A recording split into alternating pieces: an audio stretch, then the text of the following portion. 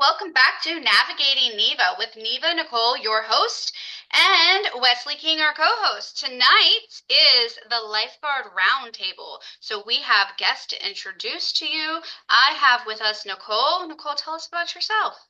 Absolutely. My name's Nicole Wills. I live in Jacksonville, Alabama, and am the coordinator of aquatics, safety, and youth programming at University Recreation Center here in Jacksonville. Fantastic. Thank you, Nicole. And we also have James. Go ahead and introduce yourself if you would. Hi, my name is James Burton. I work at Camp Keystone in Stark, Florida, which is one of the many Salvation Army camps in the United States.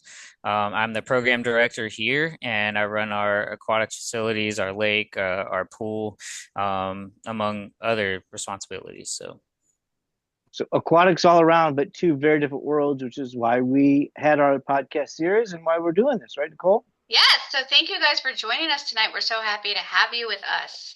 And just for our new listeners, I want to recap if you're just hopping on. We made this series.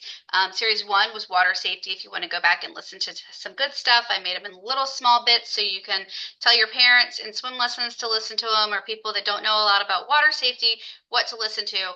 They're kind of just go here for information, but they're enjoyable. But lifeguarding is series two, and we started the series off with where do I go? How do I get started? So we talked about every possible outlet you can use that's legit in the United States for lifeguarding, just in the United States. There are more. We did not go that far.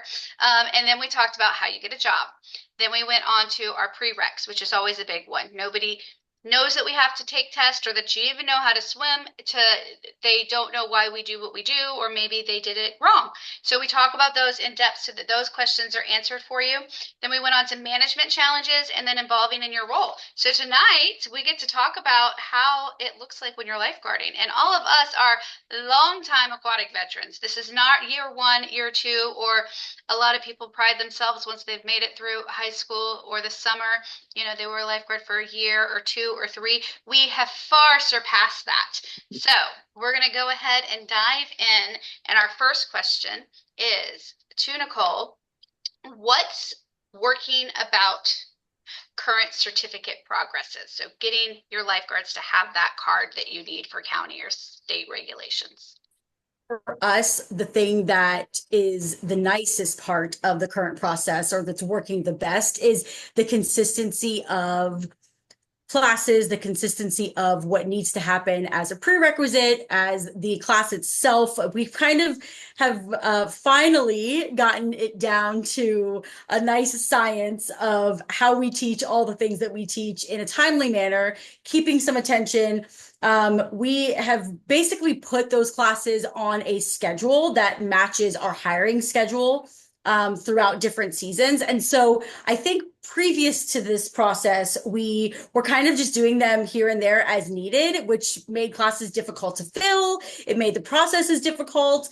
Some people would get halfway through the class and then realize they didn't really want to do it because we didn't do a great job at prereqs. All kinds of stuff like that was happening, right? And I think because we have streamlined that process a little bit more and definitely done some more pre-planning, it just made the entire thing much easier. We do a great job now as a facility of interviewing and really helping them as potential new lifeguards understand what that means after they finish the course with us.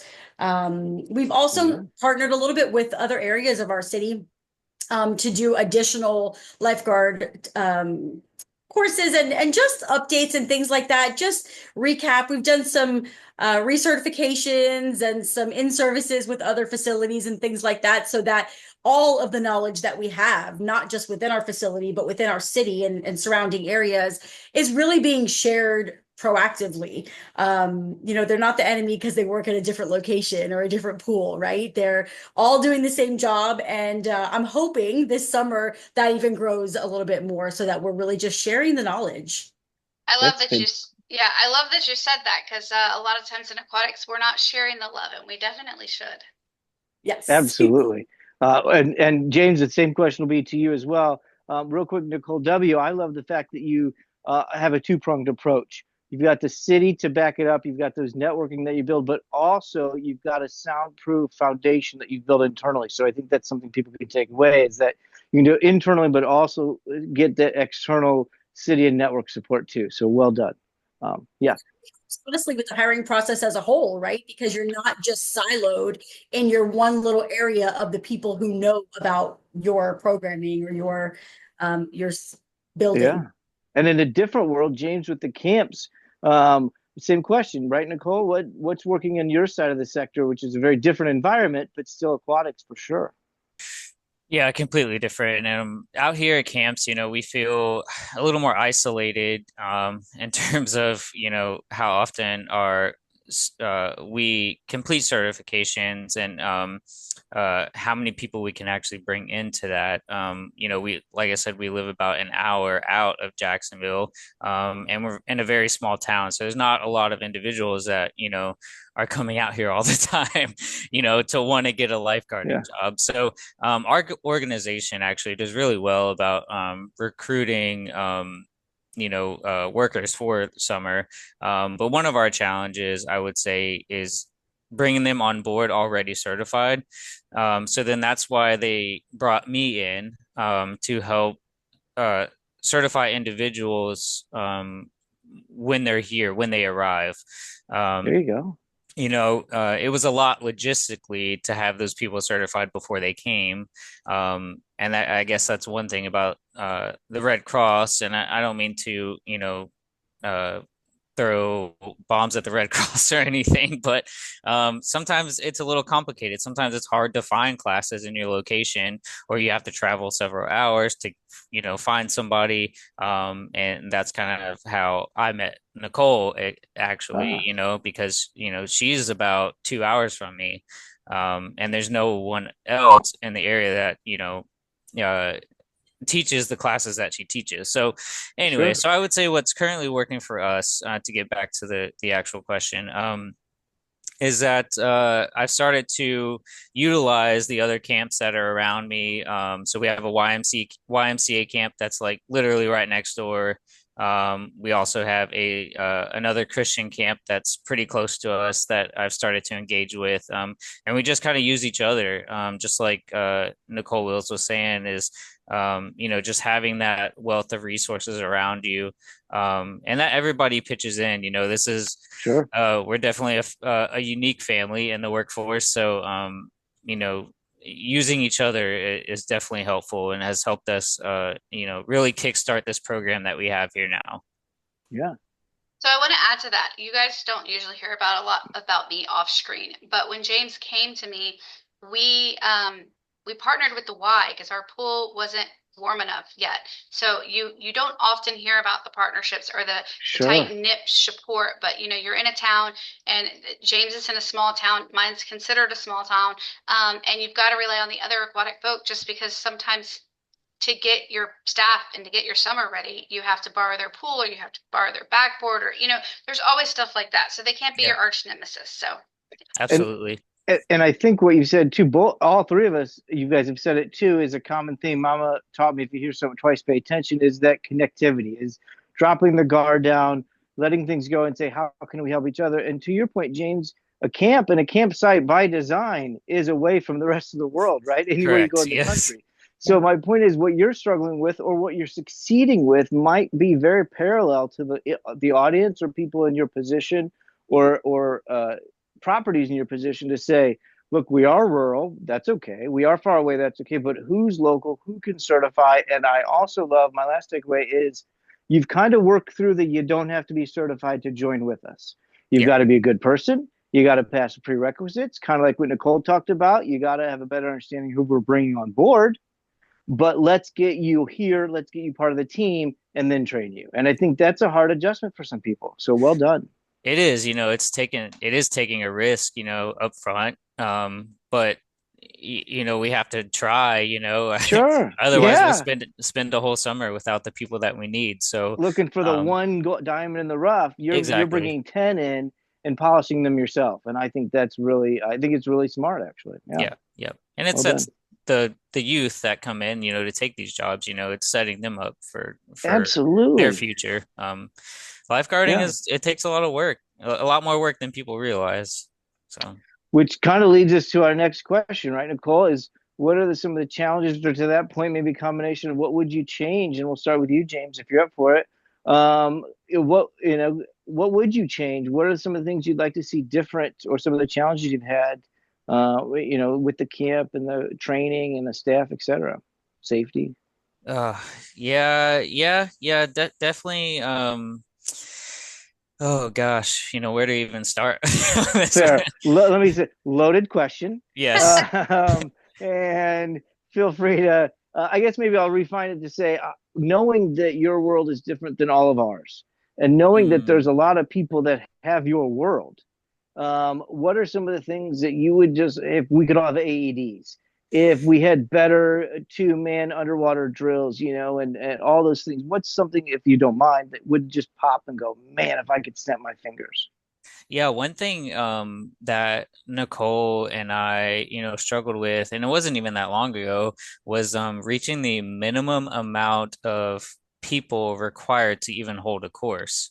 Can I Um, get an amen? yeah, and I know that's been recent, in this certification process, but man, has it been a little frustrating, saying, "Oh, I have to reach this minimum, but I only have this maximum as well, so I have to We get don't have a somewhere." hotel in this town that's big enough to hold the 12 people that I need for the class. We don't have an Yeah, Airbnb to fit everybody. And I need, anyway, not decide, but there are cities and towns that, and even in population, Chicago, it's hard to, but to your point, how can I even get enough humans here yeah. to, anyway, sorry to cut you off, but it's No, a no, no. challenge. You're totally right. And uh, Nicole just asked me, if I was able to support another organization that only had I think they only had two people to do a course, but they really need those two people to run them through and to certify them, but they can't do that with such a small number. So it's been a challenge, definitely, for sure, reaching Fair, that fair. threshold. So, Fair. No. yep. And again, loaded question. There's no right or wrong answer. If you ask Yeah. me about my baseball rules, I'd have a million of them too. So, but yeah, and then Nicole Willis, same thing. And then we'll get what's something you would love to see to flip your world in a magic wand and make things It better, would like, definitely be the same answer as Yeah. just the oh, minimums. And honestly, I mean, it's so difficult. And we are, I guess, lucky in that sense that we have started to do those courses in a hiring pattern. And so usually we're okay because we have enough people, we've prepped the year to be able to do, an 8 to 10 person class pretty consistently. But it is a huge challenge, and especially for a lot of the smaller organizations around us. I mean, I know of a community pool not far from us who only hires 4 lifeguards for Yeah. summer. I mean, that's all they have. And so if all of them need a research, or if all of them were new this summer, they or if would one of have them to got sick. send, Sorry, yeah, they would sorry. literally have to send everybody out to go figure out how to be certified. And then I think it's also the communication on what classes are where, how often we're doing classes. That is, for some reason, it shouldn't be difficult, but it seems to be very difficult to find what you need in certain regions. And I know that it's on Red Cross website, and we have all these great social media groups and all these little networks of people that we all are in. And that's like, like James was saying, that's how I found Nicole, right? I mean, Hmm. Oh, great. I Yeah. needed a class, and we were 4 or 5 hours from her and traveled to get that Yeah. class. But I think just again, sharing the knowledge, right? We Hmm. have this knowledge, we have these certifications, we are certified ourselves to teach these higher level courses, and then we still have people searching. And it just comes down to, it really shouldn't be that difficult.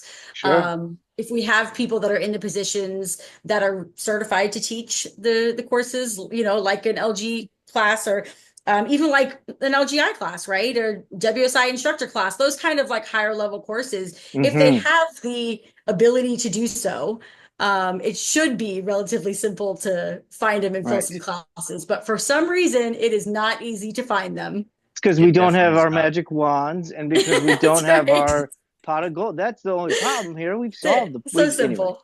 Um, And the host of our show, Nicole, is there a magic wand that you would wish? I never want to leave you out while we're on that. Oh, I just want zero drownings. So, I Check mean, that's that all. That's box. all. Fair. That's Yeah. it. That's it. But I am going to segue us into the next one because I saw how James answered the question, and I love that you guys both answered the question the same. That wasn't even set up that way. And then I felt like James went into the next question without. I mean, I didn't write them. I wrote them before. So the next one is, how do we get more people certified without lowering the standards? And I want to wrap that in or go back to the prior question. So if you want to change your initial answer, James, if you could change anything, so instead of what needs to change, if you did just have that magic wand, you could do that question. Or now that you do have, like both of you, now that you have the people coming in, how could we get more people certified? I have people come in and they work hard to pass the new standards. Last year, I certified a group, and then the standards changed, and we went 4 to 6 weeks of me working with 2 people that wanted to be employed so that they could pass, so they could get a job. So just because they came in the door does not mean that they're gonna pass or finish. Yeah. So Right. James, I'm going to you first. Yeah. This is another, I feel like, complicated And you question all thought because, this like, was going to be a stress-free night, huh? right, Loaded. exactly. I was We're Loaded. just going to talk about you know, aquatics, guys. This will be fun. yeah, easy day, Tricked right? you both. Ha ha, suckers. Yeah, how do we get more people certified without lowering standards? Oh man, that's a tough one. Because I feel like I don't know. I feel like the standards, I wouldn't say, you're talking about prerequisites, right? Is that what we're talking about at the start? That's what I'm talking about. But I mean, really, that could mean maybe your people just don't come back. Maybe it's how you're running the class. Maybe it's that they're not completing. So it's not necessarily that you have to lower the standards. It's just the overall course in general. And I mean, I think that's the biggest thing across the lines is we don't want to, if anything, we want to rise the bar, but we still want more people. It's like the world's fighting against us, kind of. Yeah, I really try my best to work with people that are struggling. But then I work in some time constraints, right? So and that's just by upper management, and coming down to me is like, hey, we need to have this class before this date, and we need to have a backup to that class as well, just in case something goes wrong. Well, weather doesn't always comply with our demands, correct? So, and we have an outdoor facility. So man, it's just, I try to take as much time as I can, but I don't let things slide. That's for sure. If you can't swim, you can't swim. And I know Nicole and I have talked about this before. It's like more and more people these days are just not able to swim for whatever reason. And I think that could be something along the lines with, we just don't use community pools like we used to.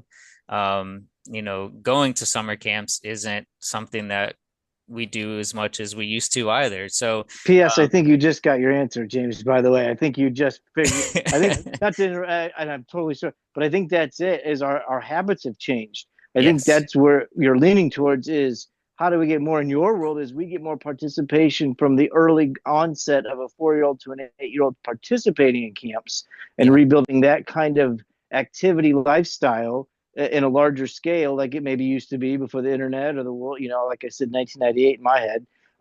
And so that you're not having to force it on a 16-year-old or teach it to a 24-year-old. It maintains part of their lifestyle. Is that a fair way to summarize where you're headed? Yeah, I mean, I remember, when I was a kid, my dad had a boat, and it wasn't anything like huge. It was just like a little John boat, but we would go out to the lake and he would say, all right, jump in.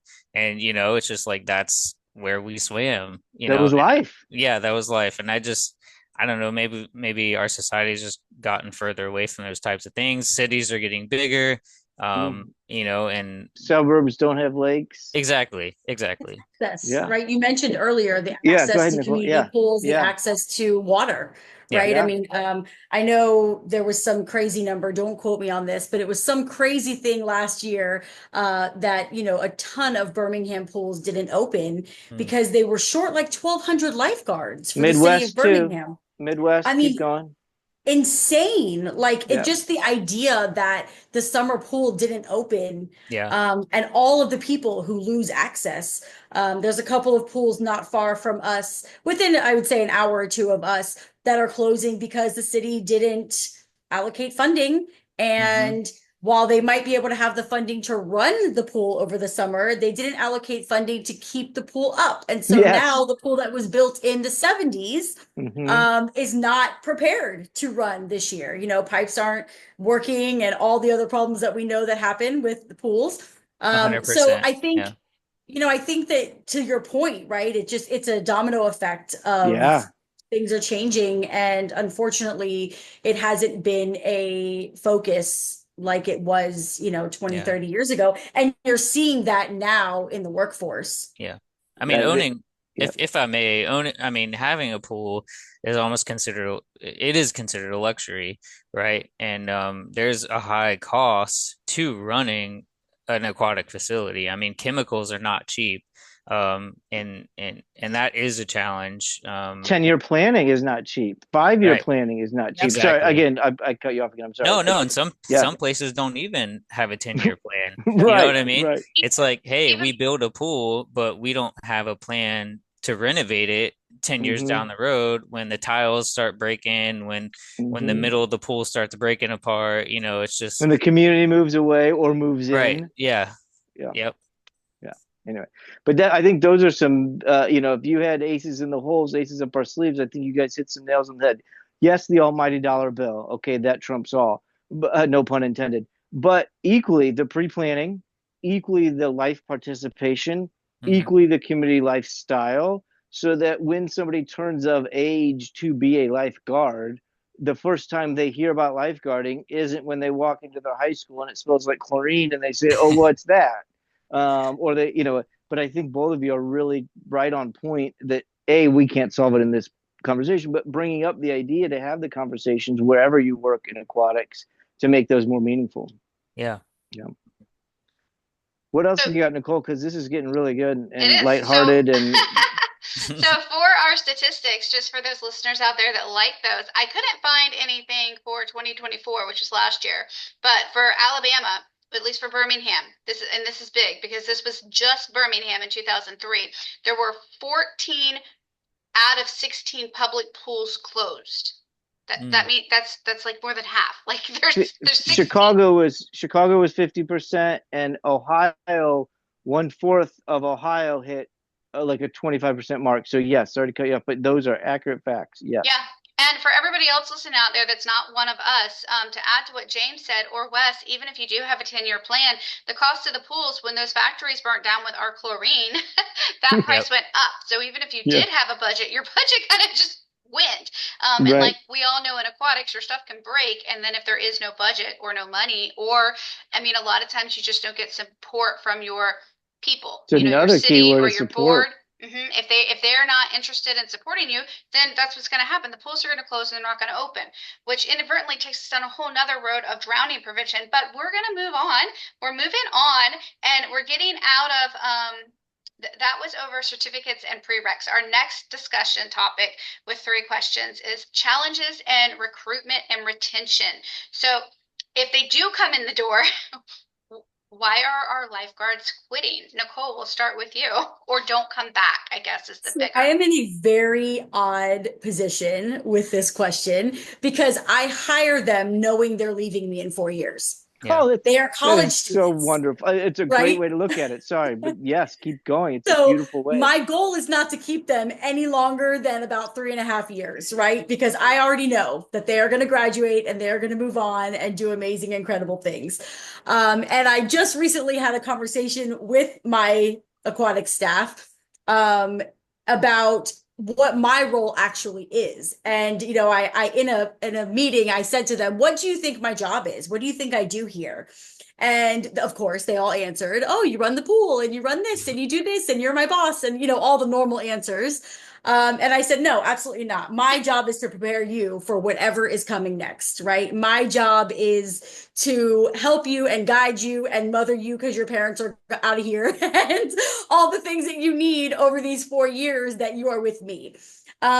There are a few of them, I will say, in my short time in, college recreation, that have actually changed their mind and pushed more towards something educational. Or I even have somebody who is now, he's now running a swim lesson center, aquatic center. Yeah, totally random. I mean, he was an education major. He came back and said he wanted to do business instead. I said I thought that was a fantastic idea. Go run a business. And within a year, less than a year, he had gotten a job offer from one of the large organizations. So, and honestly, probably one of the best swim instructors I've ever met in my life. So it just found him, like it does most of us, right? It wasn't Yeah. necessarily the plan, but on top of kind of the question that you're asking is I focus a lot on things outside of the tube, right? Outside of what they're learning sitting on that stand. And I spend a lot of time relating the job that they're doing on the lifeguard stand or in the water and the responsibility that that holds to whatever else will be happening in their life, right? I mean, there's a million ways to slice that, but we spent a lot of time kind of focusing on that. And then, like I said, I know they're leaving. So my hope is when they leave that they bring me someone and Yeah. say, hey, I met this freshman. I told them how amazing this job is and how fun it is and how, all the skills that I've learned while I've been here. But we purposefully don't have a lot of retention. Two quick things, just into James. Then one, I wish every aquatic manager thought like that, because the average lifespan of most aquatic people is at least 3 years, less than 3 years, right? So Yeah. whether you're in a college environment or not, if you have an aquatic employee, swim instructor, lifeguard that stays with you longer than 3 years, kudos to you.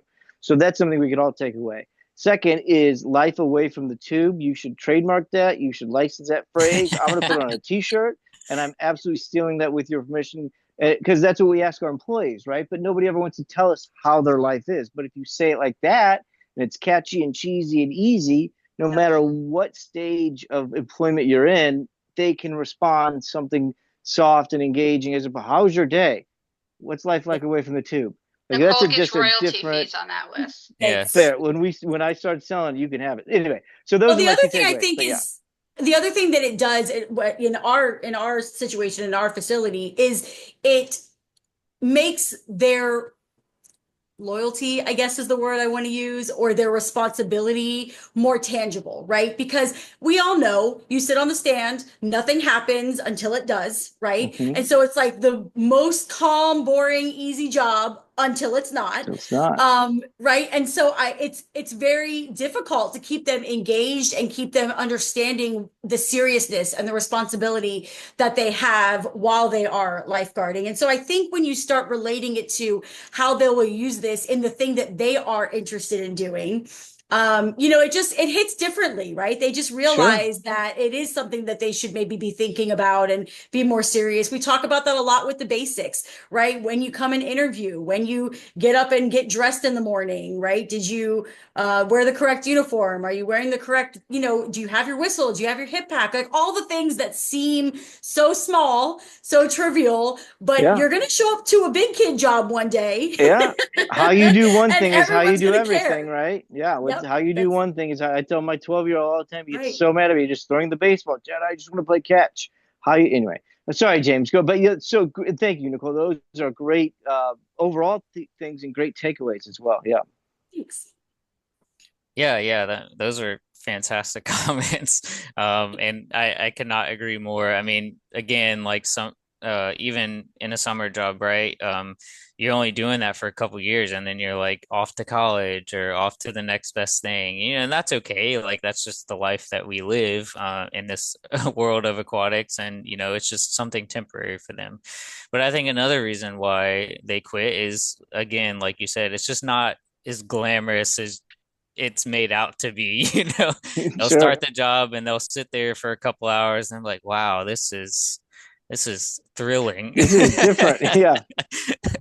um or even the other side of that question is why do they never even apply? Mm-hmm. And I think that has something to do with, like, there's a fear behind it. It's like, oh man, what if I don't pass? Or what if I don't pass those prerequisites? And so I think it kind of scares people away too. I mean, they're there for a reason, right? We need them to be there, but at the same time, I feel like that there's a confidence that maybe lost with swimming, because it's not something that's done every day. I Yeah. think that's spot on. I think the tail end of that was the biggest piece for me is one, it's not done every day, the mindset. And Nicole, you talked about that too, is how to, but then also, James, you said it, the team, the swimming, the Yeah. whole aspect of confidence, whether you're a Boy Scout, you're on a swim team, a football team, and I think we're going to get in that into a minute too, but um, have the staff have the experience of having to participate in something with somebody else, Mhm. or have they just entered this world on their own and walked into your building, got certified, and sat in a chair and never looked to the right or left? And I think those are experiences that are few and far between.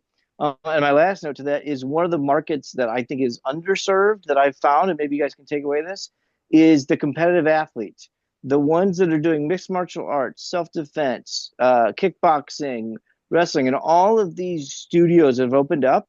I've had pretty good success across the country with people I've worked with. They're going in there and saying, you've got athletes, they're disciplined, they show up on time, they can't earn their green belt unless they go through you. Here's a free Mhm. pass to my fitness center. Here's a free pass to my boat lake, a house, whatever it is. Can you put up this flyer in your dojo? Can you put up this flyer in your mixed martial arts studio?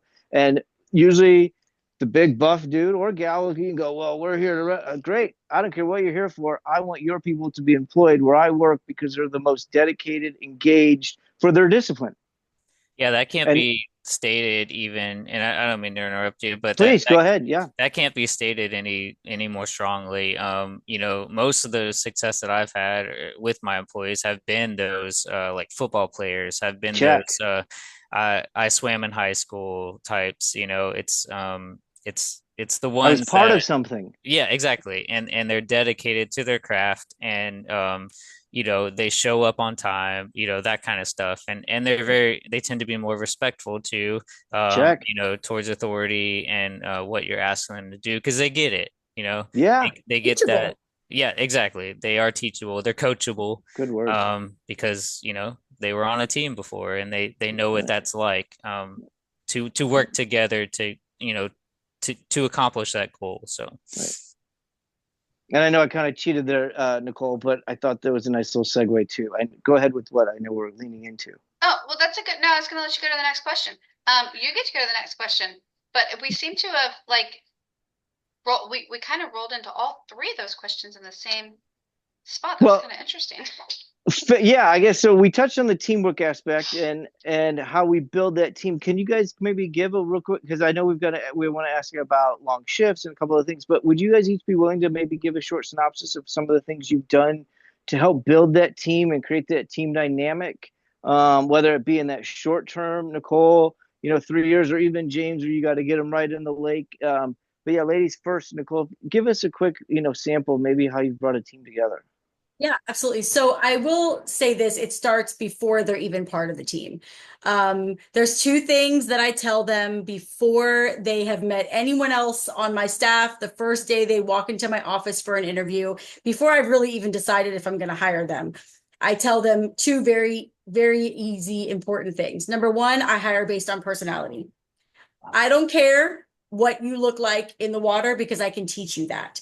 I don't Check. care if do something different.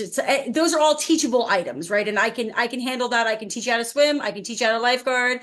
I can teach you CPR, all those great things. But if you get to me and you're not a great human, it's not worth it, honestly, for me to put the effort and energy and all of Goosebumps, by that the and way. Goosebumps. bring you onto the team, right? My team is solid. I will tell you that they are fantastic and they will quickly call out somebody who doesn't fit.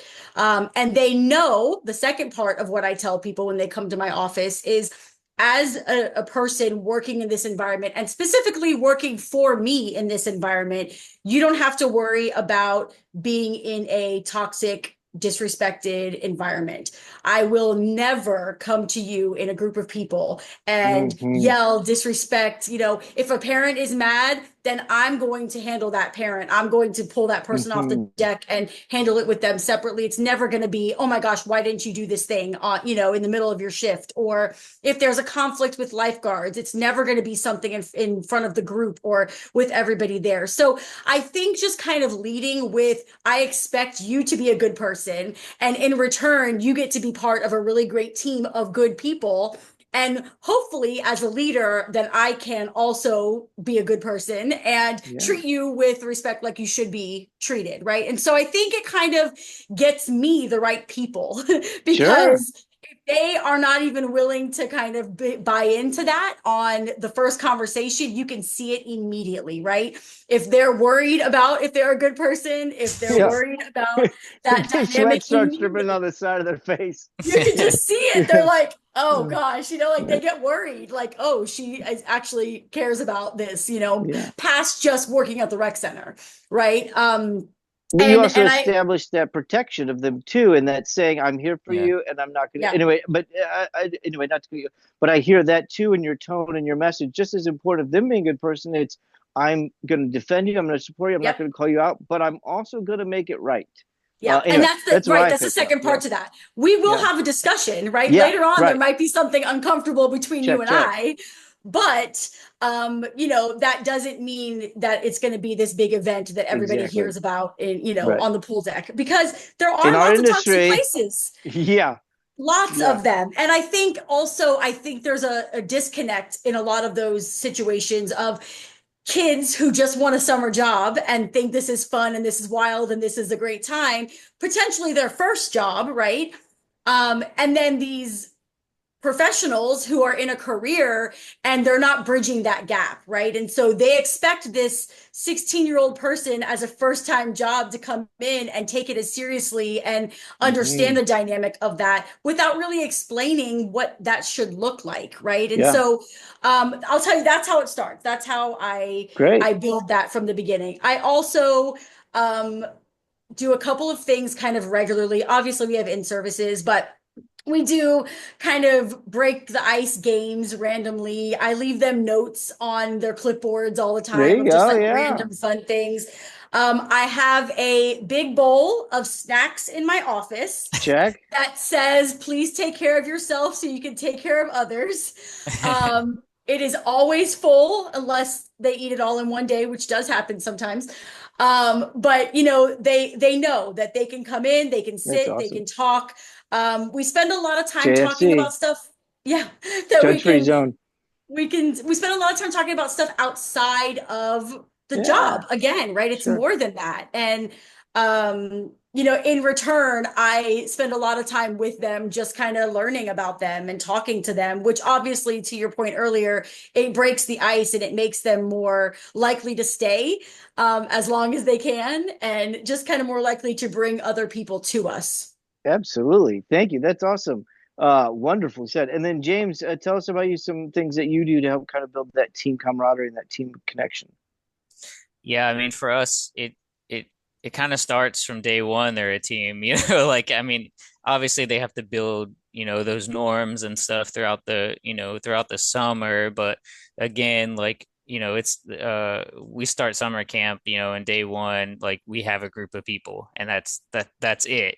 Those that's These are your your people. family. Yeah, Yeah. that's your family, from day one. So it's a little different, than I guess in Nicole's world, where she's like got a full, pretty much a staff with her all year round. Am I correct in saying that?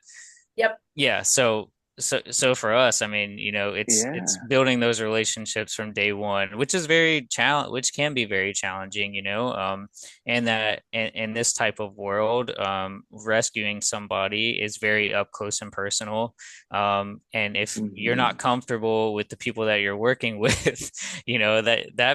that can make things challenging, right? So, It's a great um, point. where when they come in, those are some of the first drills that we run is like, hey, let's practice rescues and stuff. Let's get up close and personal because those are things that are just going to happen naturally. Um, and Yeah. and and throughout the summer, they just become friends and it's awesome to see. And it's always good if you have like a head lifeguard, I say, that you can really trust. to lead these kids, through this. I keep calling them kids, Go, but they're not go. kids. You know what I mean? They're Yep. they're young adults, and they're just trying to, at the end of the day, they just want to have fun, right? But at the same time, it is a professional environment. So having a head lifeguard that leads them through the summer, because I can't do it all, so I have to sometimes leave things in the hands of somebody else. But as long as I can trust that person, I know that they'll end up coming together and Yeah. working really well. Yeah, we definitely do look for cohesion here. And that's what brings these staff back summer after summer, is they find a good team that they really want to be with. Yeah. And they're like, hey, I really want to be a lifeguard again, because last summer was fantastic. And it also gives them something to take with them when they leave, so they can go back to their communities, which is what a lot of ours do, is they'll go back during the off season. So while they're working, or while they're going through school during the fall and the spring, they're actually working at community pools. So it's great because we can give back to the Oh, communities where they're from, what they've learned while they were here. So I really like that part about it. And then there's guys that come. So we also do outside rentals. For those outside rentals, we do have to bring in lifeguards from other places. So a lot of the times I'll call the ones that did really well during the summer. I said, hey, you want to come up for the weekend and guard for us? right. And that also gives that sense of like, hey, like I did a good job because he's asking me to come back to help. So that brings them back year after year, and just kind of keeps them engaged, you know, It's in like a that. wedding cake. There's a lot of layers to this There. thing. Oh yeah, I mean, definitely. in an impressive manner, from the extended cut to being around all winter long, and the return and the comeback of, I missed you all summer, to the being, the movie, the kissing scene being the first day on the movie set, right? That's what it feels like when all Yeah, the people yeah. have worked together. I And mean, instead of, there's a lot of pieces to that. yeah, I worked at, I mean, I still work at a summer camp now, but when I was younger, I did the same thing. I was a camp counselor. Yeah. I worked in the dish room. So I worked various different jobs during the summer at a summer camp. And what brought me back every year was just, the friends and the memories that I made. So, Right. um, that's a huge part of what we do here is, we build that, I guess magical connection, that, people look at, I still look at, from back Yeah. then. It was like, man, I wouldn't give that up for anything. So, Poor Nicole's um, staff have to see each other every day. Well, oh, your I staff know. gets How to, right? miserable are they, right? See, one of those, 4:45 in the morning every day. right? You now, Nicole, you can go tell, hey, if you want to get rid of me, go work for James for 3 months, and you'll Right. really That's appreciate me when right. you come That's back, right. right? That's Yeah. right. Yeah, yeah, And I that's love that awesome. about this, is that they can take the certification and the time that they spent here and then take it somewhere else. I mean, I think that's the best part about it, is that they're not limited to, being in one spot, so they can use that again and again, and maybe even one day make a career out of it. Who knows? So. Well, Yeah. I'm going to stop you there and I'm going to intervene. One, I think you guys both are saying the same thing, so I just want to point it out as a listener. You guys love and respect your people, which I hope everybody gets a Hmm. lifeguard atmosphere that has that. And that's what's making that strong team. And I didn't even do this on purpose because I didn't know it was going to come, but all of our listeners, that we never sold that in the first few episodes. We didn't talk about, I'll call it brotherhood or brothership, friendship. So that Kinship. is, yeah, kinship. You guys are solidifying that in the teams you're making just because you need mutual respect and you're giving that. But I don't think, maybe some people are younger and they're not as seasoned as we are, but you guys have the secret sauce. So, Absolutely. yeah. And Yeah. I think the great part about it is that you're so transparent with it. It's so, the new generation. I don't even know what letter we're on. I'm a 70s baby, so I don't know what number we're on with it. But the point is, I love hearing aquatic leaders and leaders in general just putting it out there and saying, look, we're going to be there. We're going to hold your hand. We're also going to, kick you in the rear end, but we're not going to hide about it. Where, again, I'll speak for myself.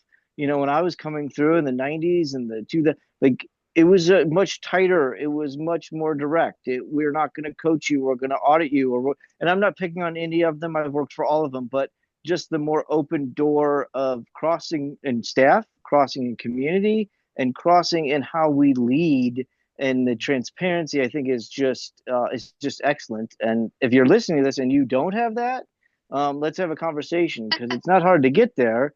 It Yeah. just takes, some effort. So So that's gonna bring us to our next question. So the next question is on managing the deck. So I mean, you guys aren't always out on the deck, and I understand that, but what are strategies that you've used to manage conflict? It says between the guards and patrons, but we're just gonna say that they're your family, they're your team, and it doesn't necessarily have to be patrons. It's just anybody that's not your team. You didn't train them, they're not your babies.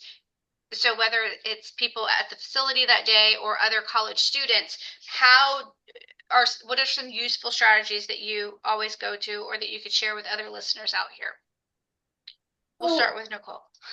I don't think that we necessarily have a lot of conflict, which is great. But what we do have is the aquatic staff sometimes are shy about enforcing some uncomfortable fair. rules. Yeah. Because in my world, Touche. they are their peers, right? Mhm. Or they're their professors, which is even more awkward. And so, true. this person who they know on a very social level or in a classroom is doing something dangerous or wrong, or In a swimsuit, by the way. In a swimsuit, by the way. Sorry to yeah, in a interrupt, but swimsuit, Yeah, exactly. sorry. Yeah. We have some inappropriate behavior because we're on a college campus and that's what college kids do. And some things, just random things, even, we have a big problem with people wearing cotton in our pool, which of course we know messes with filters. And so there's a lot of those things that aren't necessarily a huge deal, but they are the rules and they have to enforce them. And while it may not be a safety issue, right, they're still expected to stop people and ask them to follow the rules. And so basically the only thing that we can really do is just empower them, right? And just continuously tell them that we understand this is awkward. I get it. I know that you're going to see that person tomorrow morning in class. But I need you to let them know. And then to back it up with my favorite line, which is, my job is to keep you safe. Nobody can argue with that. Nobody can argue with what I'm asking you to do if I'm backing it up with, my job is to keep you safe. Yeah. And so as long as they're kind of following that, luckily at our facility, we also have an amazing support staff with supervisors, facility supervisors that are ready to be the bad guy, so to speak, at any time. And a fantastic professional staff that would step in if needed. But we really don't have a lot of real major conflict, which is surprising. Now, the basketball court, that's a little different. But in the pool, they just like to wear their cotton and hang out with their girlfriend or boyfriend. Fair enough. Yes. How about you, James? I'm assuming different challenges, because the lake doesn't care what shorts you have on, does it? Yeah, for us, I would say it's more it's not really patrons versus guards. It's more just the guards. Because of their age, I would say maturity is not, the highest, so there's a It's a lot of progress. yeah, so there's sometimes there can be behavioral issues, and distractions are the main thing, and being distracted by their peers is a very difficult one to manage, because it's a lot. I mean, I'm not trying to be sexist or anything, but we have a lot of females on the guard staff, and a lot of males like to bother them, and that's just that's not sexist. I think that's biology, man. It is biology for sure. But I meant that as in, like, we usually have more female guards than we have male guards, which is pretty common. But yeah, I mean, and then that just the hormones, and then being teenagers, and then it's just it definitely causes some some strife every now and then. But again, like Nichol was saying, it's just like that's just what kids of that age do, and you just have to be on top of them, and make it a priority, to be there, to be present, not to be breathing down their necks, because at the end of the day you do have to give them some sort of autonomy, or they're just going to feel fight back. inadequate. Yeah, and fight Yeah. back. Yeah, Yeah. they're just not going to want to be there.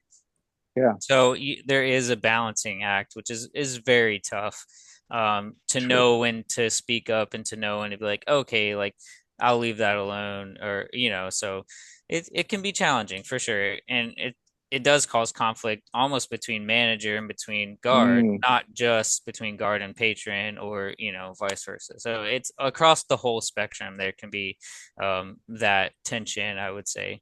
So Fair. And to that point, one quick thing that I try to do, and I teach my staff this, for the frustrated patron. If you've ever seen the movie Enemy of the State with Will Smith, he gets his hat tracked and his beeper tracked and his shirt tracked. And so what I'll do with an upset patron is I will do that. I will turn to a patron. I say, let me take my hat off. But instead of taking my hat off, I'll take my sunglasses off. And I'll use the thing you said, James, is I'll distract them. I will take, and I have done this more times than I care to, and the guards laugh at me and like, what?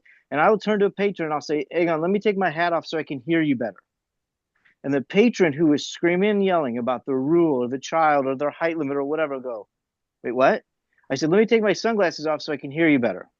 Let me take my, and I swear I say this, I mean, I'm not on the whole day, but I would say this 5 or 6 times. Let me take my visor or turn it around so the sun's not in my eyes, but we're in an office.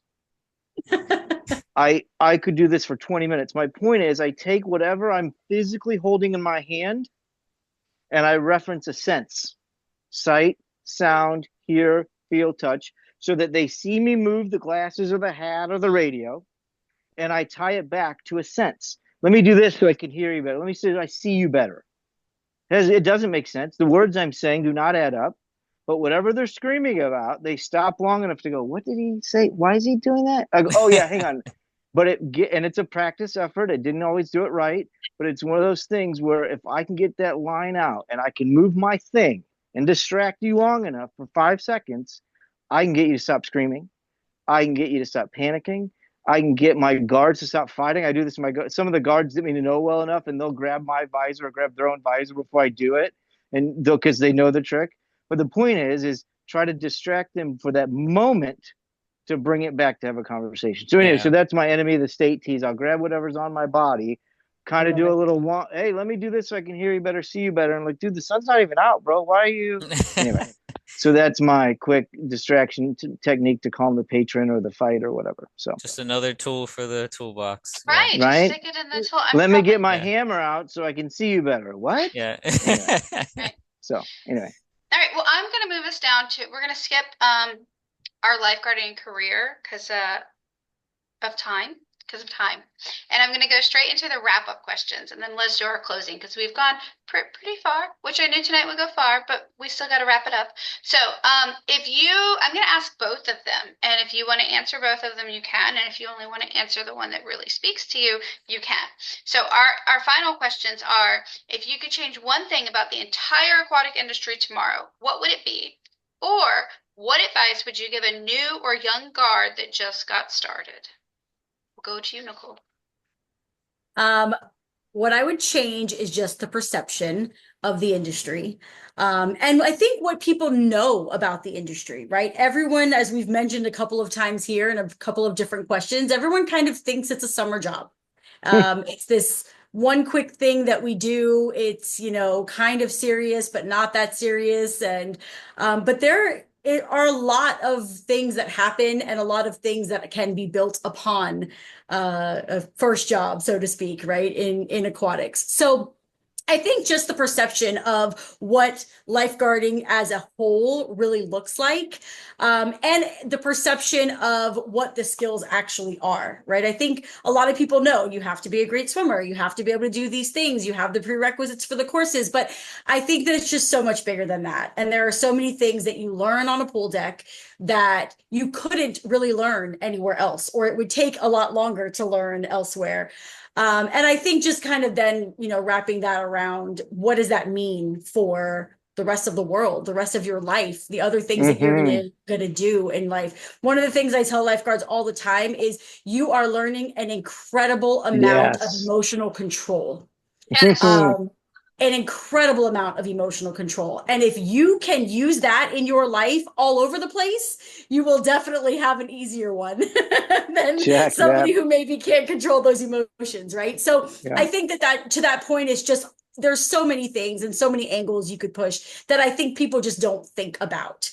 Yeah. And then my advice would just be like, don't stop. Don't never stop learning. I've been in this industry 25 plus years now, 27, I don't even know how many years now, in a lot of different positions. I've run away from the world of aquatics quite a few times and somehow find my way back because it's the thing that I love. But I think just in general, stay motivated, right? Find ways to keep learning and try not to be just stuck in the same spot, whether it's aquatics or anything else. I mean, especially in aquatics, because it's easy to be, kind of dormant and just do your same thing every day. But I think just in life, right? My other thing, and I know you guys will laugh because we've all experienced it, don't let your certification expire ever. No matter what it takes, do not let yourself Rule number expire. one. Please do not let them expire. Beautiful advice. Yeah. James, that's going to be hard to beat, but please take a crack at it.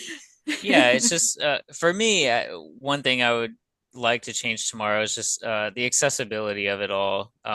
We've mentioned a couple times, just the scarcity of different trainers, Nichol being really the only one I know that does what she does. I guess I don't know if you, Wesley, if you do something I used to train and certify, but my body and back don't let me do that anymore. So I Okay. consult and support, but Nichol is a unicorn. Yeah. Yeah, for Yes, sure. as she is. So yeah, I mean, again, if we had more Nichols around, I mean that, so yeah, we definitely need more people to certify. And that would definitely make a huge impact on this community. Advice could I give for young guards? Oof. I got one. If you don't have one, I got one. You want me to share mine, and then you might think of one? Yeah, share yours. Share yours. Mine is a spotlight into next week's thing. So my advice is wear you more need sunscreen on the first day. So I'm giving it away. James knew it. I also, when I was a brand new lifeguard and in my not middle school, when I was high school, looked like a baby. I showed Wes the picture like 2 nights ago. There was this guy that came to water aerobics all the time, and his nose was like gone. I don't know. So he was an older water aerobics guy, and this is South Florida. So our guys were like, 80, 90 is the older guys. And he'd wear sunglasses with a little visor for his nose because it was so burnt. So I have historically, I don't usually wear it all over my body, but you've got the reflection from the sun and everything that people don't think of. I do my cheeks and I do my nose, and I even do the top of my ears I always get the stick because I put it in my fanny pack and I just rub it on my nose. So there are some gems coming out of this podcast tonight. Yeah. Yeah. What do you have for us, James? Tell us your secret. Oh yeah. So to go along with that, I had a boss who used to say, she would say this chant, and it would be sunscreen, sunscreen, sunscreen, hydrate, hydrate, hydrate. So I mean, she would repeat that constantly. Yep. I heard her say it. Yeah. And I would always laugh, and chuckle, but it's so true. I mean, especially out here in the Florida sun, or really anywhere these days, during the summer, it's just blazing hot. So yeah, definitely drink water and use your sunscreen. But advice, I would say if lifeguarding is something that you're interested in, don't be afraid to look for a pool somewhere where you live and just start swimming. I know, like, if you're anyone, like if you're someone like myself, you could be shy to seek out those different types of venues, and do those types of things alone. But take a friend with you, go swim with, take your best friend. Yeah, exactly. Go out there. If you don't know how to swim, find somebody to teach you. I don't know. But build some confidence and in that. And I'm sure if you go to a pool, you'll find a lifeguard that'll be there willing to talk to you and, just come alongside you and teach you a thing or two. So yeah. That's why we're doing this podcast. Yeah, Come alongside us and teach us a thing or two. That's beautiful. Well done. Thank you, everybody. Yeah. So that brings us to our closing, and I was going to thank you all. I thought you guys were the best first guest I've ever had. And it tied in nicely with my entire series, and that wasn't even planned from the beginning. So, It was yeah. absolutely. Thank you for Again, having me. Yes. to that point, Yes. that's the whole point of this, right? We Nichol and James didn't know each other, Right. didn't know the backgrounds, but that's why we did this, right? Nicole F, when we started this a few weeks ago, the intention was to bring people that maybe were from different backgrounds, but under the same umbrella, to share their stories and to pull out some great gems. Again, life away from the tube. I know that's not even the right phrase. You have to tell me the right phrase so we can trademark the right phrase, but you get it. I wrote it down. And yeah, and anyway, so just that's why we did this. So again, thank you guys, and we really appreciate it. To add to that, of course, thank you for coming. And guess what? They didn't even know this, but they get a gift. I couldn't bribe them with that. I needed wholesome people that wanted to be here. So they get a gift. I'm gonna give them both, and they're not even close to me, so they get to mail it. I'm gonna send them a towel with our logo, and then they can say, I was on the podcast, and these are cool beach That's towels. When you post it on TikTok and Instagram and tag us, this will be no, is that not okay? Share it with you don't have to do that, I'm but just you can. kidding. It depends on your lifestyle, right? But to recap on all of this, from this section forward, interviews are what Navigating Neva will do. I'm sure I won't have interviews every time. I do have the next few weeks lined up, but if you guys want to do one without this and tell me what you want to talk about, like maybe you have a really great thing at your facility or a problem and you just want to talk about it, we want to hear about it. If you have people that you want to recommend to the podcast, Wes is all things aquatics. He is Wes King Consulting, so he does do aquatic consulting, and I am Navigating Neva. But as they know, I am the owner of Brunswick CPR Lady, which is an American Red Cross authorized provider, and I come to your facility and train your staff, or you can come to me because maybe you only have one or two. So we want all people to know what's out there. And I'm going to show you our giveaway. So our giveaway was for the entire series, and we've gotten a few surveys back. I'm going to post it tonight. It's on the website. There is a Navigating Neva website that has, it's like an encyclopedia, if anybody knows that word, of all the episodes I've ever done. It's got show notes on every page, and there's a page for every series or episode. And then I have a Facebook page, and I put when this goes live. So if you guys are listening to this now, this stuff is already there. You just go to Facebook, you find it. You go to the website, you find it, and then it's on YouTube. So I put it in the bottom of the show notes. There's a JOT form for you to fill out our survey, and the survey winner, just one winner, gets our lifeguard back. So if you are going to be a fabulous lifeguard and join our lifeguard family this year, you get a bag, not branded, because you can be an awesome lifeguard anywhere, that comes with our cool towel. But you got to fill out the survey to do it. You got to fill out the survey to do it. And then because I am a veteran lifeguard, I picked all my favorite things. They're just mine. I ordered them off Amazon because they're my favorites. So we have the Sunbum face sunscreen. You'll get sunscreen. It. Yep. And then the chapstick. I couldn't say chapstick while the chapstick was in my hand. And your whistle. I know this is controversy because some facilities give you a whistle, but if you're a me lifeguard, you are going to chew on that whistle. So it's got the grip guard, and it's a Fox 40. Again, could be controversial, but it's got the rubber grip, so you can replace it or give it away if you don't like it. And last but not least, you should be doing in-service training. And if you're not, you should at least be swimming on your own. So if you're outside in the summer with those pools, you need reflective. You have to have these, not at the it's indoor quite a giveaway pool, pack. but at the outside pool. Yeah. So I set you up for success because that's what we want. We want you to be successful. We want you to be here in 40 years when I'm not. So come on and be a lifeguard, right, guys? And fill out the survey form. Yeah, fill out the survey form and then join me back next week. I, again, won't tell you who's going to be on. It'll be a tease. You'll have to come back to listen. So in the meantime, you can listen to all the other episodes that have been recorded. We're going to say thank you very much to Nichol and James and Wesley. Have a great night. See you next week. Thanks, everybody. Thank you. Bye. Bye.